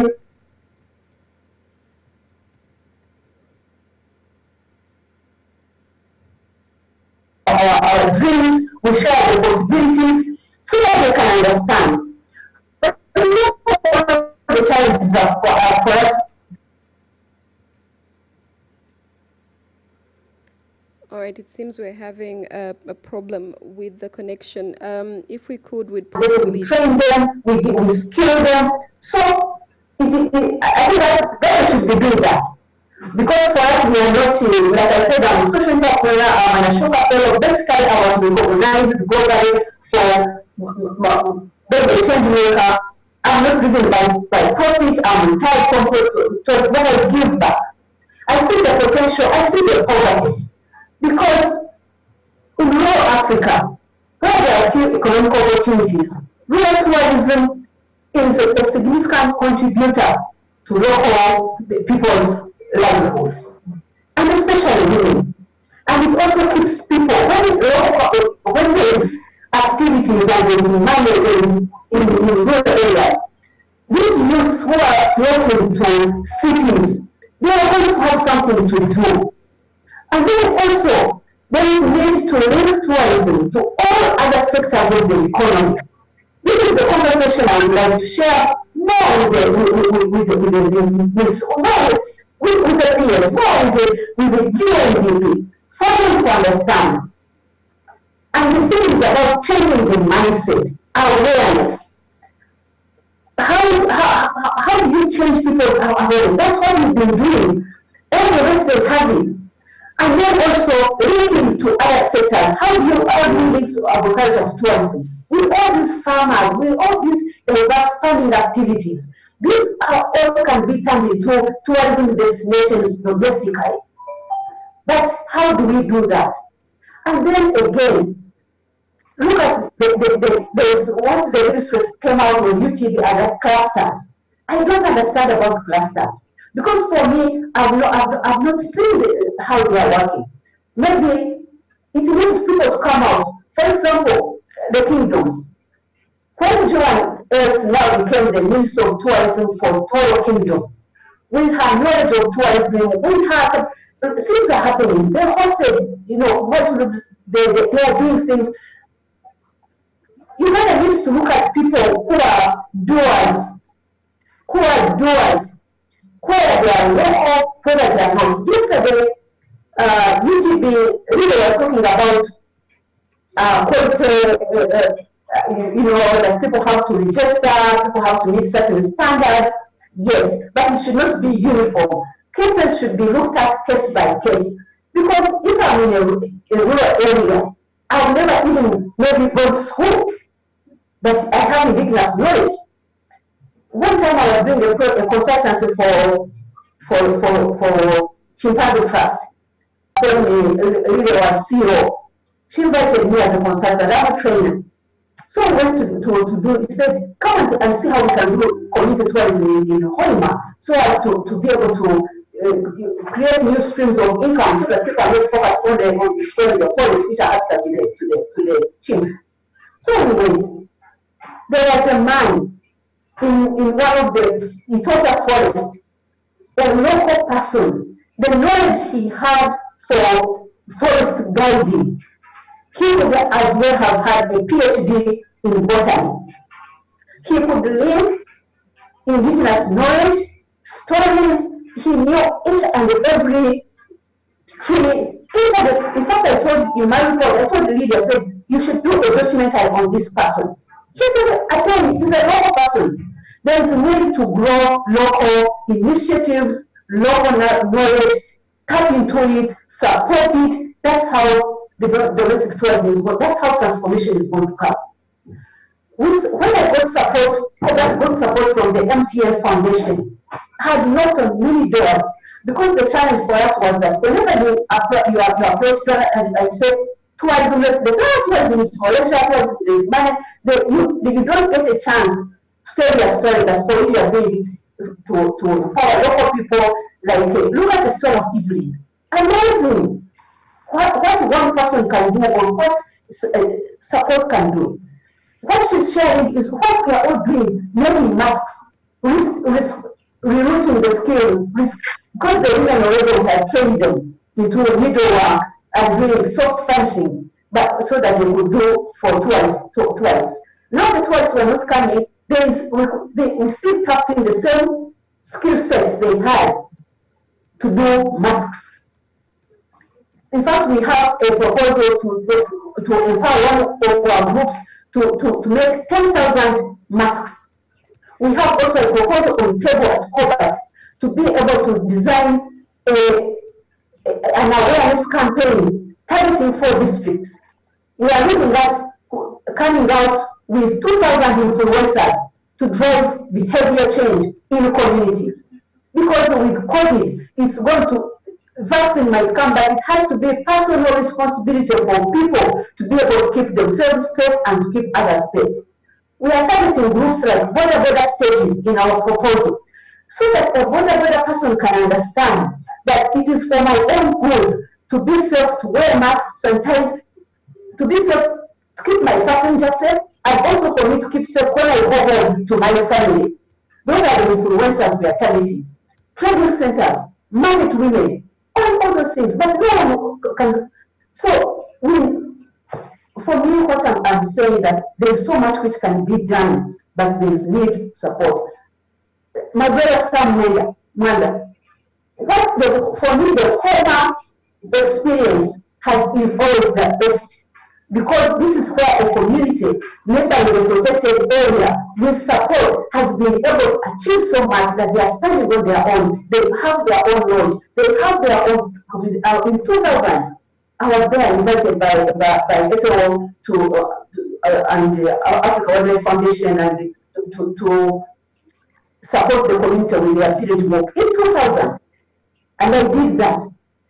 But the report we did, I would go to other rural people, support COBAT, so that we can replicate other homes across Uganda, across Marshall Falls. If we had like 5 others in Rwenzori, when we are talking about Rwenzori, I'm excited to hear about that you are focusing on the Rift Valley Mountain communities.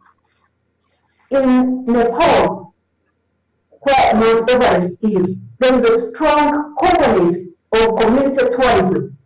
In Kathmandu, when people are going to climb, the communities, that's where they get the food, those are the guides, those are they share the culture, the handcraft. That's transformation. You talked about Kilimanjaro. Tanzanian Tourism Board, with support from SNV, they developed community tourism at the footsteps of Kilimanjaro, where the Tanzanian culture, heritage, all the people, their villages. Look at India.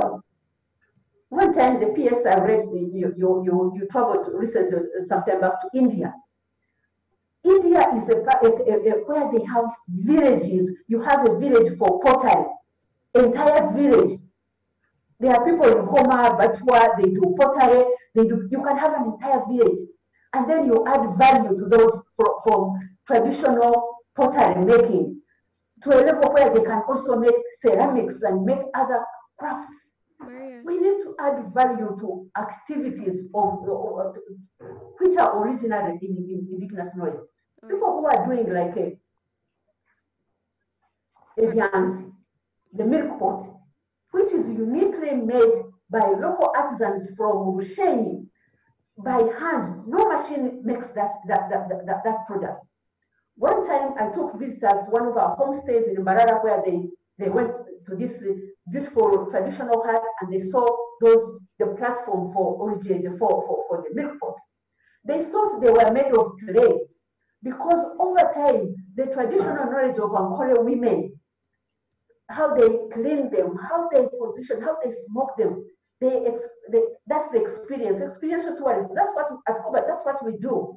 So they were so amazed that they thought they were made of clay. I said, it's wood. Maria, can you hear me? That's the indigenous knowledge. As I know, let me stop here. But what I'm saying is that there is need. And WUA can do that. The 20% they give to the districts, there's a need to also involve to know what does local governments do. Local governments should be very big participants in promoting domestic tourism. All right, Maria. So, Madam PS, I would like you also to call a conference, call the LC5 chairpersons. Let's also see the money they take from WUA. It should be invested also into tourism. Let some of it, some of it can be make health centers or support schools, but they should also support tourism enterprises near protected areas from this money which they get from WUA. It should not be hijacked by the district and taken. They should also give it to communities to do tourism enterprises. Sorry, I took too much time. I always do that. That's my weakness.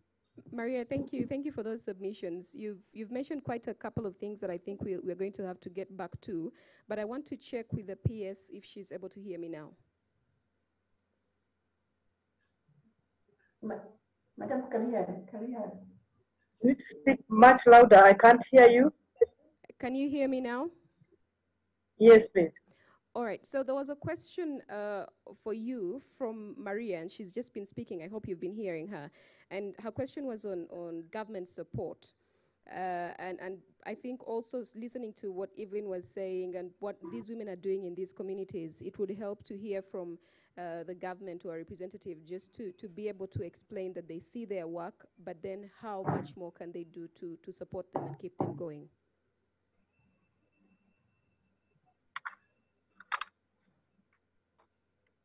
I could hardly hear what you were saying, Josephine, but I think you're saying I want me to respond to what Maria and Evelyn have just talked about. Yes. And like I said in my opening remarks, government, the kind of coordination mechanism we have with the private sector is that the private sector is organized in associations. You have heard Maria talking about Kobati. There are many associations, the tour operators, the tour guides. So they have an association and then an umbrella body. So I think what we need to do is have a regular interaction with these associations, not only through their umbrella bodies, but maybe each association, because they have different needs, different unique kind of requirements and needs. But like I said earlier, that our role as government, of course, is very clear, not only as Ministry of Tourism, but as government in terms of infrastructure development, in terms of skills and training. Maria has talked a lot about that. I think that's one area we need to emphasize, like we are doing through one of our projects, the handcrafts and souvenir project, trying to train groups that are doing handcrafts and souvenirs, train them and also equip them with tools. We have a project that is supported by EIF. It doesn't have a lot of money, but maybe we can replicate some of those projects and be able to support these groups through training, through equipping them, through giving them skills. Otherwise, government supports through improved governance. We need to train the associations themselves in terms of governance, in terms of corporate governance, so that they can be able to be vibrant and be beneficial to their members. We need to assist in terms of digital transformation. Now with COVID and the new normal, there's going to be a lot of digital platforms.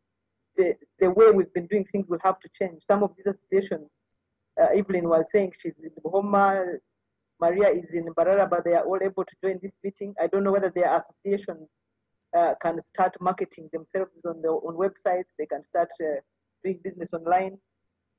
So there are many areas in which we can support. Of course, access to finance is one of them. Maria has talked about it. But this may not come through Ministry of Tourism as such, because the Ministry of Tourism may not have those kind of budgets, but there are many government programs that are supporting. She talked about the youth, the women and youth livelihood. She talked about Emyoga. I don't think those programs exclude the groups that are in tourism, but maybe sometimes it is availability of information, access. So we need to mobilize and empower these associations to be able to access the financing that is from government. And yes, we just need to keep discussing in this kind of fora and others to be able to understand exactly where government needs to come in. All right. I don't know if I have. Maria said something. I don't know if you can hear me. I'm trying to hear you. All right, I'm speaking as loud as I can. Maria said something about linking tourism to other sectors, and I think for many of the people, both locals and international tourists looking, even later on into 2021, they're going to struggle coming, to go to tourist sites unless they're assured of health facilities that can support them in case of any eventualities. So my question, I guess, really is that the tourism sector cannot do this on its own. It needs the backing of other sectors. And how is that going? You're absolutely right, and most of the things that I talked about are actually not directly under tourism, whether you're talking about infrastructure in terms of communication or roads or water, even skills development. So now you're also bringing in the health component. Lately, government has introduced the program approach planning, and this is going to bring in the whole government approach. So for example, under the NDP3, we have 14 programs, and tourism is one of the 14. It's program number 4. Now, that program has membership from the other ministries and agencies, from the private sector, from civil society. So the other ministries that impact on what we do as tourism, like Ministry of Works, like Ministry of Energy, like other agencies, like Civil Aviation Authority, like Ministry of Health is a member, Ministry of Water and Environment are members, and so are the associations, the umbrella associations of tourism. So we need to strengthen this working group so that as we plan, we're able to plan together and see what is health supposed to do, support tourism. What is Ministry of Work supposed to do? Then how does the Uganda Tourism Association come in? So we just need to strengthen the planning as well as monitoring implementation together in that working group. All right, thank you. And my final question to you, so we have a population of about 46 million, and that number is projected to grow into the 70 millions and then later into over 100 million. We have about 8 million youth, and then a lot of children. Where do we place the youth? Where do the youth come into this conversation so that they're also part of our tourism industry and building it?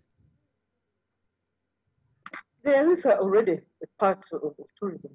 Actually, surprisingly, most of the most active players in the industry are youth. They are active in tourism in the private sector. They are active in the associations. Just yesterday, we had elections for the Association of Tour Operators. And the chairperson who has taken on the mantle is a youth. I think she's in her 30s. But the youth are very active in tourism. So they are not left behind. Whether as tour guides, whether as porters, whether as rangers, whether you're talking about farming in agritourism, the youth are actually in the entire value chain of tourism. I'm going to But ask. maybe supporting them with training, with skills, with financing, but they are very active.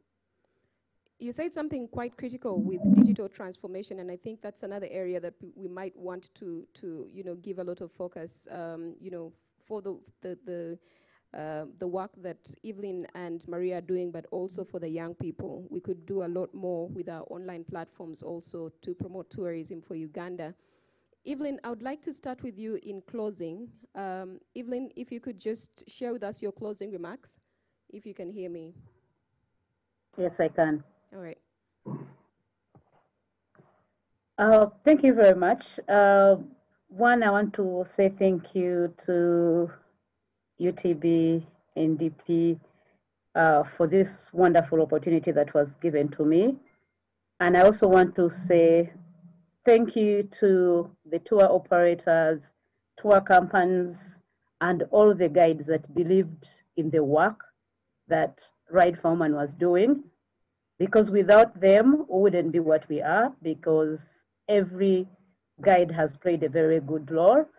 And I would still ask Madam PS to, if they can, these guides play a very big role, and they need to be met once in a while as the whole group. I know they are under associations or meet under the association so that you can actually ask them, because some of these guides meet some challenges that maybe sometime are not gotten out there, because I'm sure some of you have had Ride for Women, but it is not the same as when you hear me speaking about Ride for Women. So it would be good if once in a while, in a year, there would be a time when there would be time to meet them and actually ask them some of the things they hear from some of the tours they guide, or some of the local and international tours. And also my thanks goes to UWA, that has also played a very big role to market us, because they gave us an opportunity to do a dance every morning before tourists go for gorilla tracking. And that has increased our marketing of the the products that we do. So I would request, Madam Peps, as you said, I will try to come to your office, but the government to work hand in hand in different areas. My goal and my prayer is that there are so many people out there that can actually join us to see that livelihoods of Ugandans are improved using tourism, than them begging, but using their own skills. I am in Buhoma, but in Kisoro we could do that. We could do in Kawale, we could do in Kidepo, we could do in all these different national parks where tourists go, that we can use their own skills to actually be empowered. Thank you very much. And local tourism. Thank you. Thank you very much, Evelyn. Evelyn Rubalema is the founder of Ride for a Woman. And one of the things, Evelyn, that you've pointed out when you were speaking to the operators there and the tour guides, and I'm thinking about capacity utilization of the lodges up country. I mean, are they going to open and spend money on staff sustenance and so on, fearing that the number of tourists trickling in will not be that high for returns? So I guess those are the things that we need to think about. I'll give the PS an opportunity to respond to Evelyn in her closing remarks, but for now, let me have Maria making your closing remarks as well.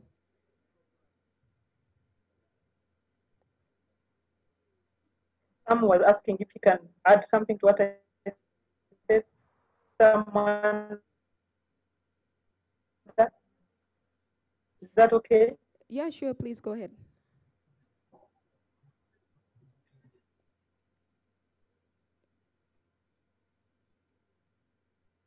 Yes. May I? Yes, please proceed, Evelyn. We seem to be losing the conference center. My name is Sam Manda, not the picture you see. The picture you see is for Evelyn. Thank you very much for the opportunity, and thank you for PS for giving me an opportunity.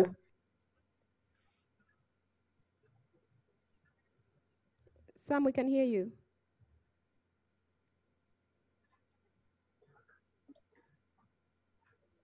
my mic was muted from your side. Now I hope you can hear me. Yes, we can. Okay. Just wanted to just add on to what the PS has said, but before I do is to thank Evelyn, Maria, and the PS in making the presentations they made, and you, Josephine, for leading, and for everybody who is online or watching on TV. What I wanted to add on briefly is what you asked Josephine about the issue of government support. I think the key thing for me is that government has already put in the legal framework in that if you look at the Uganda Tourism Board and the way it is set up, if you look at the Uganda Life Authority and the way it is set up, if you look at all the other opportunities of people doing business, those are already pointing to the fact that the government has put in place an enabling environment that then allows the communities and the different associations and groups to undertake their tourism activities and benefit and get a rural transformation happening. Because, for example, in the Uganda Life Act 2019, 20% of the revenue we collect at the gates for entrance automatically goes into what is called revenue sharing. It is now a conditional grant. Government saw the weakness in the earlier law and has now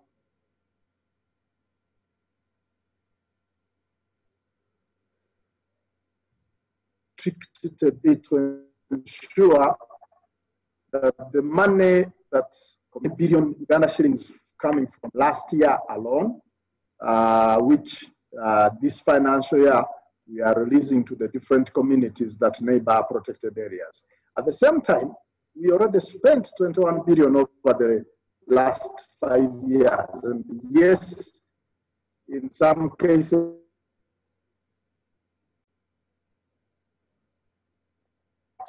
ensure that the communities really benefit and we support them with the skills and the knowledge to be able to run their activities better. So that enabling environment, including roads that are being built, including the provision of electricity, is the one that out of tourism should be able to help and support the communities to improve their livelihoods and therefore having a transformed community that neighbors are protected area. And yes, as Maria said, there are lots of opportunities for communities along the value chain to benefit from the tourism that is happening in the country, COVID notwithstanding. Thank you, Josephine. Thank you very much, Sam, for those insights. Maria, if you could share your closing remarks, and then we'll have the PS share hers and close. Thank you, Josephine. Can you hear me? Yes, I can hear you, but just be a bit louder. Okay. I just want also to thank UTB and the ministry, for this opportunity to be able to have this platform to share, about my work and to meet, like Evelyn, and to know what government has in store for us. It's very important. It's very important to, like Evelyn was saying, that now through this platform, now she can go and knock on the PS's door, because now the PS will know who is Evelyn, what does Evelyn do, who is right for a woman, who is corporate. It's very, very important, very important. So we are thankful for that. I want to end by emphasizing that there is need for calling all of us players who are in rural tourism together to know who is doing what.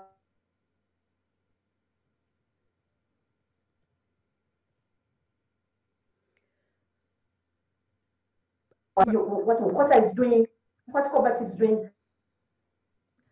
be very active as players in the industry.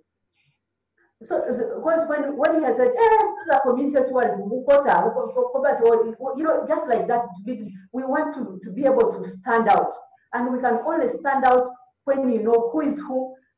Because like now you can know that Evelyn, she's a powerful woman, her group is powerful, they have got these good stories. Visibility is very important.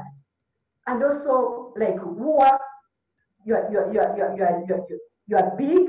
So when you also, you know, focus on us and involve us and you know, we need people to hold our hand, because we in the sector, we are the ones who are left behind. We also want to go to the table.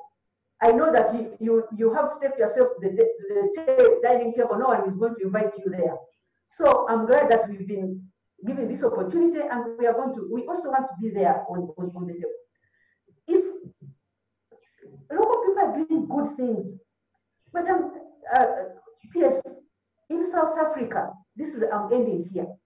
It's a government policy that all government visitors who come to South Africa, the gifts government gives them are made from local communities. Nowhere else. There are certain organized groups, they know that if there is a visitor, if there's a conference, there are visitors. So that they also know we need some good policies to support rural tourism. For example, like in agri-tourism in India, they have some policies that every year school children must visit a number of homestays through a number of agri-tourism projects. It's there. And when it's a policy, then it keeps the farmers, it keeps the program, it's sustainable and growing. Those are some of the discussions I would like to hold with you, with government, with other supporters or people who are doing this thing, so that we share it with it. You bring in the UNDP person for us as well. Don't talk us through associations. There are challenges in associations. Maybe when there are challenges, like I need to tell you this. You need to look into rural tourism, into the players there, and then talk to us, and also we talk to you to be able to drive this domestic tourism thing to bring Uganda to this level. That we need to do that, and that's my prayer. That's my prayer. I will follow up maybe with a phone call. I'll follow up with a visit to your office. I won't get tired, but this is what we need. Because one act can make a difference. See what New Vision and the Embassy of Netherlands did for farmers. Thank you very much, Maria. And teachers. That's Josephine, please, I need to be hosted. Thank Don't you very forget much, Maria. Again, I applaud your enthusiasm, and we definitely need to get in touch. Maria is an Ashoka Fellow, and she's also the founder and executive director of Community-Based Tourism Initiatives, COBATI. I will now ask for the PS, Ministry of Tourism, Wildlife and Antiquities, to give us her closing remarks. Thank you, Josephine. I think I should, first of all, use the opportunity to thank UTV for this forum, and to thank the two ladies. It is different talking about rural transformation and empowering women and youth, and it's different when you hear it verbatim from the players. I was amazed to hear what Maria COBATI is doing. Even more amazed to hear from Evelyn what her NGO is doing in Buhoma. I have been to Buhoma, I have seen some of their work. As the Kurds, I have benefited from some of the work, but hearing some of the things, it's amazing. Supporting groups, supporting children, you know, empowering women financially and otherwise. I think I would like to thank you for that commendable job. And yes, we will continue the conversation. outside this forum. Now, having said that, I just want to say two things. One is to emphasize what Sam had just talked about, that yes, the institutional arrangements are in place. The ministry gives overall policy direction, but the ministry has agencies that implement the various mandates. You have UTB playing the promotion and marketing role, currently also playing the regulation role. You have UA. Sometimes when we talk about conservation, we forget about cultural conservation, because we have a Uganda Museum and other players supporting the conservation and of natural and cultural heritage. We have our schools, UHTTI and the school in Kasese providing skills. And so we have very many ways of working with the private sector. I've talked about the associations. Maria says there are challenges in the associations. I think we all have a duty to strengthen the associations, because it's very difficult for governments to deal with individuals. Even when they are doing a great job, it helps when they are organized in associations so that their voice is bigger. So if their associations are weak, and indeed we have identified this as a problem in the sector, associations are constrained by inadequate monitoring and regulation, which is supposed to be our role. They have problems of lobbying capacity. They have inadequate staff training. They even have the problems of unregulated players who work outside the associations and sometimes cause bad names to associations. But it is our duty together to strengthen these associations so that we increase our lobbying capacity. Because the resources that we need are not only in government. You can see UNDP, for example, is very willing to support the private sector.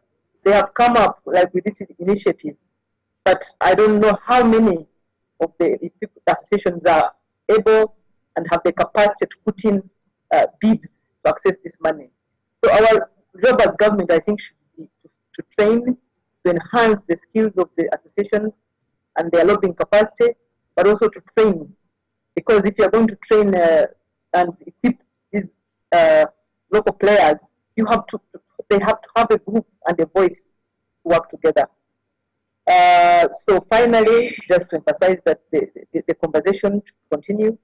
The case of domestic tourism as an accelerator for rural transformation is just beginning. It's maybe one of the silver lining around COVID, that we have always talked about domestic tourism, but I think now it has become a necessity more than ever to know that now we need to depend on Ugandans traveling within their own country and appreciating it and enjoying it. So how do we do that? Working with the private sector.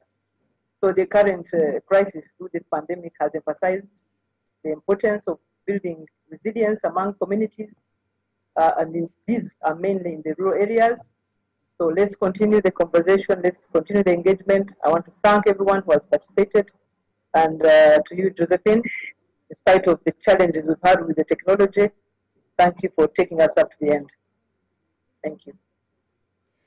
Thank you very much, Honorable Doreen Katusime, who is the PS in the Ministry of Tourism, Wildlife and Antiquities. I think that the challenges with technology is something we're going to have to learn to deal with and also go along with until we actually pick up. COVID-19 has taught us that. But in closing, just to close our conference today, and also just to pick from what the CEO of UTB, Lily Ajarova, said earlier, and she said you cannot sell your country or put it out there when you don't know it. And that, for me, points to all of us playing a role in selling our country. The UNDP representative, Ms. Elsie Atefa, also reminded us that Africa's development is nature-based, and we need to capitalize on that. And I think our takeaway, well, my takeaway from this conversation is to rethink and reimagine my participation in building Uganda. Once again, I want to thank all of you for participating, the people online, but also the people that are in the room. We certainly wish the team that is climbing Mount Rwenzori tomorrow the very best, and we'll see them when they return. We'll close our conference with a short video to remind us of the beauty that Uganda is.